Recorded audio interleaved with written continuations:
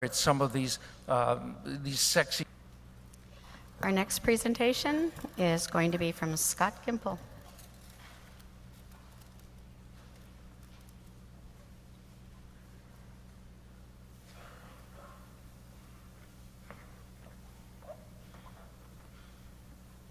Thank you, Paula, for the time. And what I want to talk to you today about is our coaching program. And what I want to, basically with the presentation that I put together, is the coaching program is the storefront of AYSO. And the way this came to me is I've been traveling, as many of you, I've seen many of you at the expos, and looking at the product on the field. Our coaching program, what we put on the field, is how we get parents to bring their kids to our program. It's the coaches working with the kids doing training sessions. So the question is, when they're on the field, what do our training sessions look like? This was a big concern for us as an organization. We want soccer credibility, but we want to make sure that it's focused on kids. But we have to understand, when a parent's walking on a field, which program are they going to stick their child in? These are two warm-ups. This is the first part of a practice. The one on the right, they're running around the field. The one on the left, they're touching the ball, they're moving. Which program would you want to put your child in? That's what we asked ourselves. And I think the organization asked this question and realized that coaching is the key to delivering our program. In 2009, the board of directors mandated all coaches must be trained and certified, and it's been a rolling mandate, at the age that they're coaching. We're the only organization that does that. That's how important coaching is. The problem is even after the mandate went in place, we continue to lose players. So that red line is significant because that's where we mandated coaching. But we're still losing players. That caused us to take a step back and ask, what's the problem? Is it really about the certification and mandating the certification? Because it's the same curriculum. And we thought, okay, certification is great, but the problem is we at the national level didn't do anything to make your jobs easier. We didn't give you tools and products to make your parents confident to be coaches. And we recognized that about 2 years ago. And I think you've heard from Scott Snyder if you haven't met him. But Scott Snyder, myself, and the commission sat down and decided we needed to change the curriculum we have so that we're actually putting tools in your parents' hands so that they're successful and they're confident working with kids. So when other parents walk by, they're seeing good training sessions. They're not seeing kids running around a tree. They're doing warm-ups that are appropriate for the game. So we really wanted to change the focus as we looked at the curriculum is what sort of tools and resources can we give to moms and dads to make your life easier and make them confident with the kids. So what I want to touch on is what we've done. We redid the U6 through U12 curriculum. Has everyone seen it? Has anyone not seen the new manuals? Outstanding. I just want to briefly go over some highlights and things that we've done with this new curriculum. So the first thing we did is we realized most of our parents are parents. They're not soccer coaches. Many of them want to become coaches after they've participated in AYSO, but we made the assumption that with this curriculum we're training coaches. We're not. So what we did with the new curriculum is we put a lot of big pictures in there. These are concepts. Anything that's a concept that might be difficult for a parent to understand, we created images for, so that it was easier for them to understand, because we don't expect them to read the front cover to the back cover unless they're referees. But I oversee refereeing too, so I can throw that out there. But we created these images so that these concepts, on the left-hand side, that's nothing more than what every training session should look like. It should always start with a warm-up and activities and finish with a game. The pyramid on the left is how you approach children. Understand them psychosocially first, figure out what they can physically do, and then start talking about soccer. These are key concepts the parents need to understand. So we created those big images. The other thing we did is we have the technical sheets, and this is an in-step kick, but we added QR codes.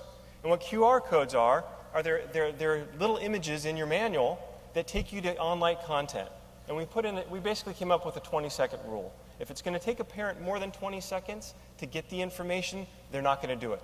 So we created the QR code, and here's an example of what happens when you scan the QR code. Here we see one of our U10 players from Gilbert, Arizona, demonstrate the skill of in-step kicking.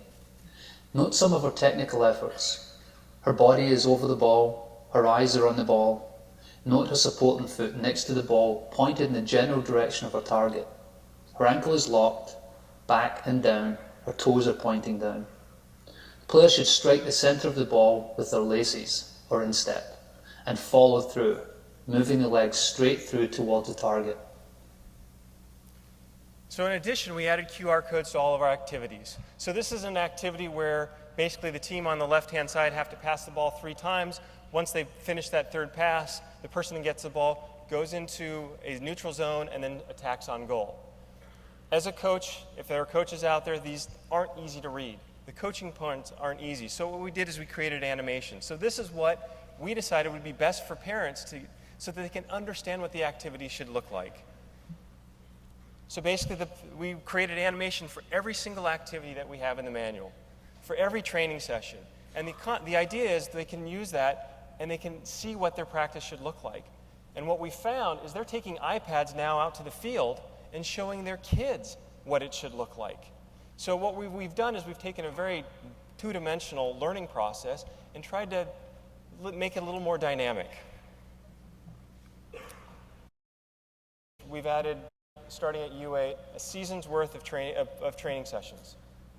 Our parents don't have time to write their own training sessions. Many of our parents don't know what the right training session is. And the old model is we'd go and we'd have them attend a class, they'd leave the class and they were on their own.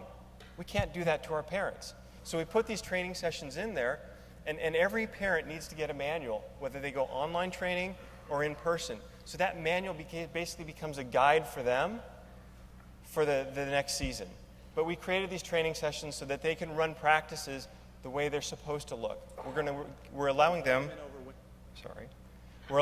to run high-quality training sessions through using the curriculum.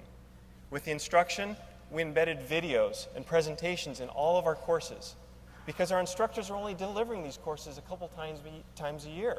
We wanted to make sure that the information that our parents were getting was accurate. This is an example of Claudia Reyna giving a presentation at the beginning of every single coaching course that talks about emphasizing player development over winning. And then on the left-hand side, you see other videos that are embedded in the presentations. Development over winning. This is Claudia's As we speech. talked about. Being faithful to it. Being really faithful to it. Every single day are the players, are the kids, the most important thing.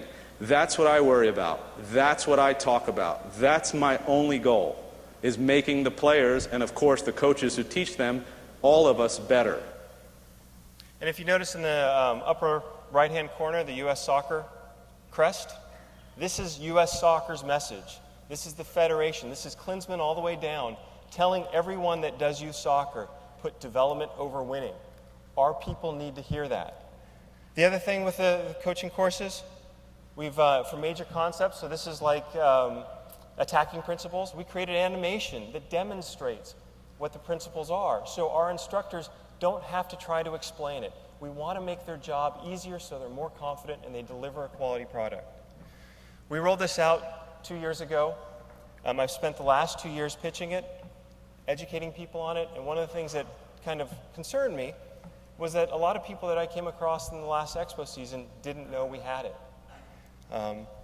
This is basically a sheet that shows the adoption rate of our new coaching program. For people to use the new coaching program, they must buy the manuals and give them to their coaches. This isn't an evaluation of the organization. This is just a timestamp to let us know where we're at. About 45% of our regions across the board are using the national coaching program. And I want to reemphasize, it's not about the mandate and the certification. It's about giving our coaches good tools so they're successful. That's the whole purpose for the coaching program. Now, the other thing I want to mention is we have roughly a third of the executive members in this auditorium. We need to emphasize that our programs are only as good as our weakest programs. Okay, so we have 45% of the people using our coaching program. The rest aren't. We need to reach out and talk to them and educate them on why it's important to run quality training sessions. This is an image of the South Bay. There are 11 regions in 1D and 1F, and there's a handful of clubs. If you're a member of a club and you have a bad experience with that club, you take your kid out of the club.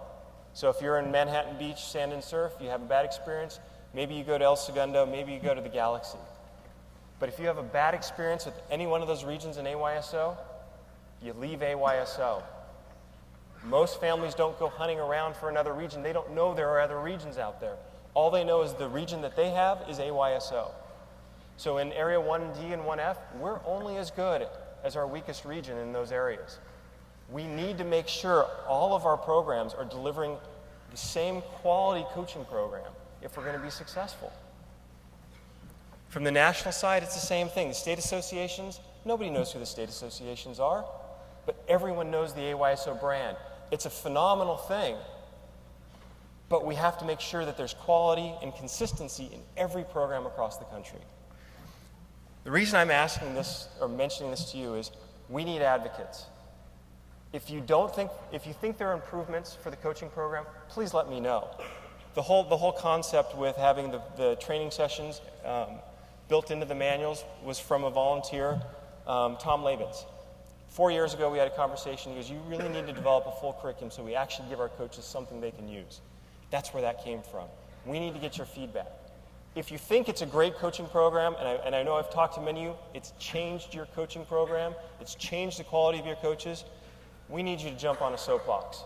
We need you to take a set of the curriculum to area directors. We need you to look at regions that aren't doing it. Walk over, give them a set. We need advocates out in the field to change these programs.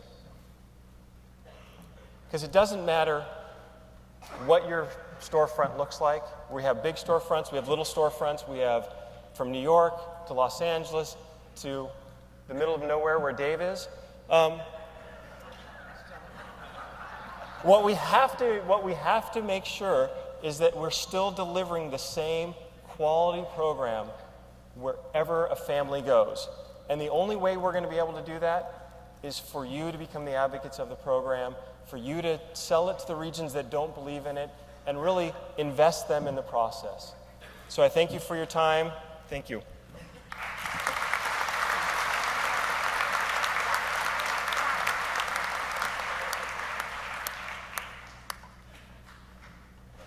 Thank you very much, Scott.